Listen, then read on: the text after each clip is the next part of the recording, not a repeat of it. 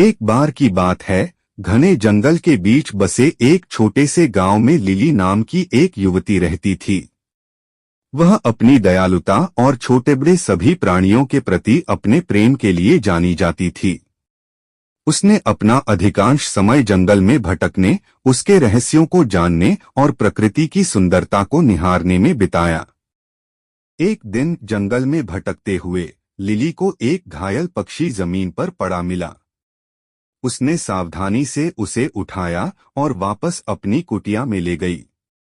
उसने चिड़िया के घावों की मरहम पट्टी की और उसकी देखभाल कर उसे फिर से स्वस्थ कर दिया।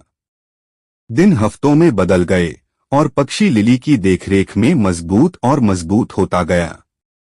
वह अपने दैनिक दिनचर्या के बारे में जानने के दौरान उसके कंधे पर बैठ जाती थी और वे एक दूसरे से बात करने में घंटों बिताते थे।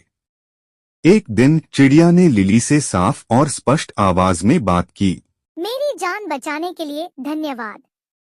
मैं सिर्फ कोई पक्षी नहीं हूँ, मैं एक जादुई पक्षी हूँ। मेरे पास आपको 3 इच्छाएं देने की शक्ति है। उनका बुद्धिमानी से उपयोग करें, क्योंकि एक बार उनका उपयोग किया जाता है तो उन्हें वापस नहीं लाया जा सकता है। लिली चकित और प्रसन्न थी। उसने लंबे समय तक सोचा कि उसे क्या चाहिए। अंत में उसने अपनी पहली इच्छा की। मैं अपने गांव के लिए भरपूर फसल की कामना करती हूँ, ताकि कोई भी भूखा ना रहे। अगले ही दिन गांव के चारों ओर के खेत भरपूर फसल से लहलहा उठे।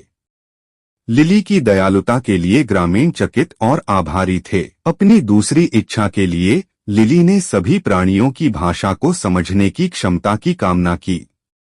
और ठीक उसी तरह वह पक्षियों की चहचहाहट, मधुमक्खियों की भनभनाहट और पत्तों की सरसराहट को समझ सकती थी। जहां तक उसकी तीसरी इच्छा का सवाल है, लिली ने बहुत देर तक सोचा कि वह क्या चाहती है।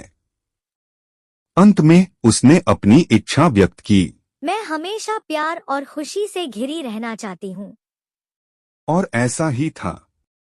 लिली ने अपना शेष जीवन प्रेम और प्रसन्नता से घिरा हुआ बिताया। उसने जंगल का पता लगाना और जरूरतमंद लोगों की मदद करना जारी रखा।